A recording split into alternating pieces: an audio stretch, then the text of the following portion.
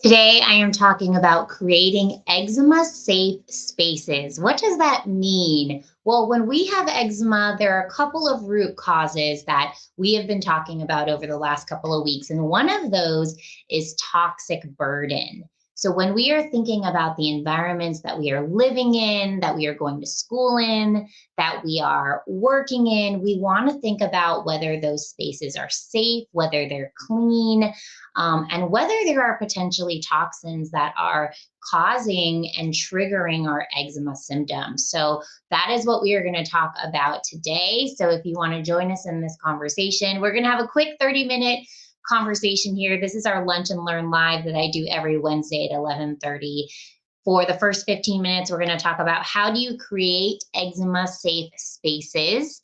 And then for the next 15 minutes, I am going to answer any question that you have about this topic or any topic in regards to eczema or toxin free environments. So I hope you join me in today's talk. So, the first thing I want to talk about is eczema safe air. Unfortunately, the air in our homes are one of the most toxic places that we can be breathing in air, in addition to our work environments and our school environments. So, this is really something to think about. So, when we're thinking about work, some things we might think about are people wearing perfumes and colognes. That is a very toxic thing to be exposed to. Fragrances often have a lot of toxins that can really trigger eczema and can really put a burden on our liver and our kidneys, and that can really cause our, what I like to call, our detox funnel to overflow. So if you are at work, that's something you might want to think about is, if there are people wearing colognes and fragrances, asking your work to, make some laws where that's not something that people can do. In our homes, we want to think about a lot of different things. So dust and dust mites, we want to think about mold. We want to think about even the toxins that are created when we're cooking our food. So this is something to think about in terms of our homes and making sure that you're airing out your home, opening those windows and airing out the home. When we're thinking about the air in school, might be something we don't have as much control over, but there are some things that you can still do.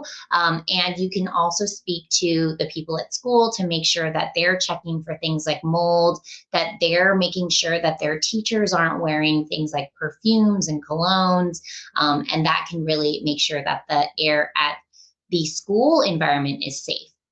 So air purifiers and humidifiers, these are things you might want to think about. I love the Air Doctor. I love Jafonda. I love both of these because they actually both have ways where you will actually test that air, and the Air Doctor will turn red if it's really toxic in the air, and then if you put it on auto, it automatically turns on. So it's really great. Jafonda is a nice one too. It also measures the particles in the air. So it's really nice in terms of making sure that we are cleaning that air and we know what particles are in there. So it's really great. I actually have one in my kitchen. I have one in all of our bedrooms. And whenever I cook dinner, my Air Doctor always turns on and cleans the air, because as you are cooking, you are actually releasing carcinogens into the air as you are heating up that food and warming things in your stove and your air fryer, whatever it is. We also have a recommendation for a personal air purifier, and that is great if you're going to work maybe and you need to purify, just the air immediately around you. You can also get a really small Jafonda air purifier, and you can put that just in your cubicle or in your office. That's another thing you can do. But if you're going to school, one thing you might want to recommend to the teacher is, hey, can we put an Air Doctor or Jafonda in the school room? And maybe it's something that you can donate to your school, and that would help your child out. Another thing is you can send your kid to school with a personal air purifier, is another option as well too. So air purifiers and humidifiers, you can check out, go to the product recommendations in the links in my bio, and you can just go to filters and you can see all these purifiers. All right, the next thing you want to think about in the air are things like mold, even things like lead. For mold, immunolytics is a great test. I actually did one for my home recently, and we did find that there was a lot of mold, and then we figured out that our windows don't really have a great seal. So we just got all of our windows changed out, and I'm actually going to redo that test to see if things have improved. You can also get someone coming into your home to inspect for mold. And, I usually like to say, start off with, that immunolytics easy test. And then if it is positive, you may want to get someone in who's actually going to check all the spaces. They're actually going to do an ERMI test, and they will, figure out what you need to remediate if they do find mold there. And they will check in different places, not just the air. So immunolytics is a Petri dish test where you're just kind of testing the air. If you are really feeling like there could be a mold problem, you may want to go deeper and do Mold Inspection Sciences or a similar company. Also in the air, we can have our dirty cleaning supplies, very toxic cleaning supplies. So check out the product recommendations where we are, really wanting to focus on non-toxic cleaners made from organic and natural essential oils, things like that, things that are not going to cause our bodies to be toxic while we're cleaning our homes. So this is really important, okay? And a lot of these work really well. Aspen Clean is one of my favorites. Aspen Clean is EWG verified, so that is what I use at home. All right, eczema-safe water. So when we're thinking about what might be triggering our eczema, we need to think about, first off, what are we putting in our mouths? And we've done some lives on food intake and how we can make sure that we're not ingesting toxic foods. But the next thing is water, right? And we don't really often think about this. We just drink water and we're like, oh, all water is the same. But unfortunately, your tap water may be contaminated. So one thing that you can do is go to the link in my bio, product recommendations, and go to the filter section. And then you'll find all of these filters here, but you'll also see here at the bottom that EWG has a wonderful tap water database. So you can actually put your zip code into this database, and you can see how toxic your tap water is. Now, if it ends up being really toxic, you're going to want to get a filter. And these are all filters depicted here. So a reverse osmosis filter is great. That really pulls out almost everything. You do want to make sure to remineralize your water after you clean up that water with a reverse osmosis filter, because it is literally pulling out everything. I have a tabletop reverse osmosis filter, which I'm going to be doing a video on that this week to show you what that is. And then you want to also filter your sink water, your shower water, your drinking water. Every water that touches you needs to be filtered, because even on your skin, you're actually absorbing that water and you're absorbing those toxins through your skin. Now, if you want to check if your filter is actually working well, you can do the TAP score test, which you can see here at the top. And that is where you just take a sample of your water, you send it in, and you can see how well those filters are working. Okay, so water is really important. Now, when you're going to school, when you're going to work, you can't necessarily, make sure that the water is filtered in all those locations. So make sure you get a good either glass water bottle or stainless steel water bottle. Make sure you're not putting that in plastic. Okay, that's really important, because that is another way we're going to get those toxins, is when we're storing our water in plastic. Okay. All right, moving on to EMFs. Now, what are these? Oh my goodness. These are electromagnetic fields. And these, unfortunately, are something in our environment we really need to think about, because they could be disrupting our internal magnetic fields, the internal electricity in our body. The more chronic disease we have, the more susceptible we are to EMFs. So if someone has a lot of chronic inflammation, chronic eczema, EMFs are something you want to think about, because it may be harder to heal when you have too much EMF exposure. So, things that you want to think about.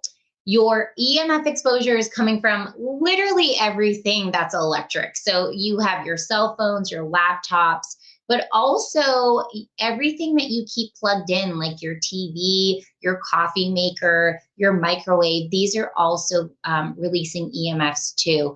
But that Wi-Fi is going to be one of the biggest ones. So you want to create EMF-free zones. So hopefully your bedroom is an EMF-free zone. Obviously at work, that's not going to be an EMF-free zone. Obviously in schools, there's going to be, computers and things like that. And obviously your office is going to have that. But in your bedroom, wherever you're, relaxing for most of your day in your home, you want to make sure that is as EMF-free as possible.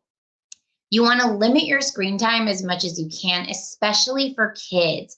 Kids are going to be the most susceptible to EMFs because kids are, they don't have as much protection. First of all, their bones are not as developed. So even their brains are more susceptible to the EMF. So this is something you want to make sure that you're protecting your kids. When you are not using your phone, just go on airplane mode. Make sure to take off your Bluetooth, turn off the Bluetooth, turn off the wireless, the Wi-Fi on your phone when you're not using it, because that does increase the EMF there. And then when you can, instead of using Wi-Fi, just use a wired connection instead of Wi-Fi. Instead of having a Wi-Fi router, you can just use a wired connection. And that's another possibility. Plugged in devices are going to increase the EMF. So if you just unplug whatever you're not using, that's another way to really help in terms of lowering the EMF. And then when you go to sleep, just make sure the area around you is free of EMF. You want your phone to be at least a foot away from you. Try not to sleep with it right on you or right next to your head. And if you could turn off the Wi-Fi in your home during sleep hours, that can also be really helpful as well. So these are all things that can really help to make sure that that space in your home and your work and your office is really safe. There are other things you can do in places like you can't control the environment. Well, you can also protect yourself with some EMF protection. I like to put the neutralizer on my phone.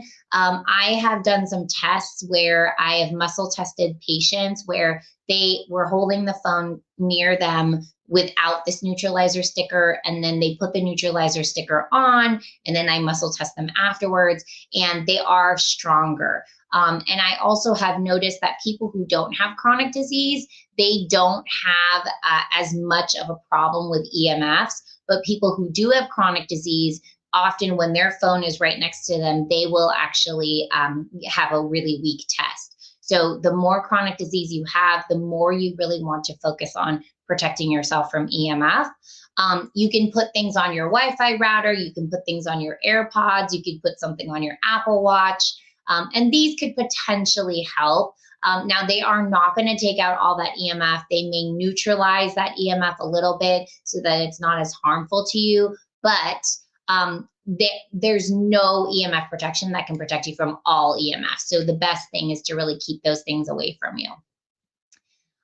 The way to replenish your system after having a lot of EMF exposure, so after your work day, after your school day, after you've maybe been in the car for a really long time, you really want to expose yourself to negative ions. So the best way to do this is go outside. Go outside, enjoy the fresh air, go for a walk, hug a tree. These are ways that you can actually ground yourself. And in the natural world, we have negative ions flowing, and those negative ions are healing for us. A lot of our toxins are actually positively charged. So positive ions are flowing in our homes that have so much toxicity, and the EMF also causes this imbalance, and so this kind of magnetic imbalance. So by increasing the negative ions, you can really help your body to heal. Now, if you can't go outside, which everyone can go outside and go for a walk and go out in nature. But if you can't do that, there are things you can do at home. So you can just get like a Himalayan salt lamp. You can just get crystals in your home. Some people like to just carry crystals in their pocket. There are things like a biomat or a PEMF machine. I really like that as well. There are grounding mats that you can get. At home. So if you can't go outside, but natural ways to ground yourself are just go outside and take off your shoes and walk in the grass, walk in the beach, if you live near a beach. And these are all ways to really help in terms of increasing those negative ions and negating the EMF exposure that we are having all the time. Now, do you remember the last time you went for a hike or went for a hike to a waterfall or went by the beach? Do you remember how awesome you feel? How good you feel? You almost feel like there's vitality flowing through you. Well, that's the negative ions. Now, think about sitting at your desk for 8, 10, 12, 14 hours. Remember how depleted you feel. Well, that's the EMF that's depleting you. Or let's say you go for a ride on a plane or a ride on a train. Often you feel really depleted, and it's different from when you go for a hike and you are exposed to all these negative ions. You somehow feel really energized and you feel really good, and you kind of can't put your finger on it, but it feels really great. Well, that is your negative ion energy there. And going outside can be really helpful. But again, you can also get this in your home and then also wear these things on your body as well. Okay. All right. So today we're talking about creating eczema-safe, toxin-free spaces. I would love to open it up to any questions. If you have any questions at all on this topic or other topics, please go ahead and type it into the chat box now. This is super important, and I also wrote a blog about it, which I just released today. So if you go to the link in my bio and click blog, you can check out the written information about all of this and the links to everything that I mentioned today. Make sure that you are cleaning up all those spaces. You're cleaning up all those toxic exposures that you might be having, okay? All right, someone's asking, most of the takeout containers are toxic, especially used to contain very hot foods. How should we deal with this? Okay, I know. And it's not like we can never get takeout, right? So what you want to do with this is immediately after you get that food, you transfer it onto a plate right away, okay? The other thing is do not ever heat the food in that container. So if you need to reheat the food, I would just put it in a plate. If you're going to store the food, take it out of that container and put it in a glass container and then store it in your refrigerator. So I think, my answer here is take it out of that container as soon as you can. It will have been traveling to you. Maybe you're getting a delivery from DoorDash or something, and it's been traveling to you for, let's say, 15 minutes. I'm not too worried about that. It's warm food. It's not hot. I'm more worried if it's like gonna go in the microwave and you're really heating it up. But there is still going to be exposure from that, hot container. The other thing you want to think about there are your plastic containers that are for coffee and tea, and even those coffee containers that are made of paper are often lined with BPA. So that's another thing to think about, So if you go to your favorite coffee place or favorite tea place, you could think about bringing, a glass container that you just say, hey, can you fill this up? And maybe they'll be open to doing that. All right, my 14-year-old asthmatic eczema prone sobs room is so empty. Okay, I think you're trying to say that there's just nothing in your 14-year-old's room. If you can give me a little more information here. And you know what? Sometimes it is better for the room to be more empty than a lot of like this kind of stuff behind me, which will kind of gather dust. It can be better that you actually have all the surfaces cleaned so that you can easily clean all that dust off, because one of the triggers of eczema can be dust mites. Dust mites are eating on our skin cells that are just kind of falling all over all the time.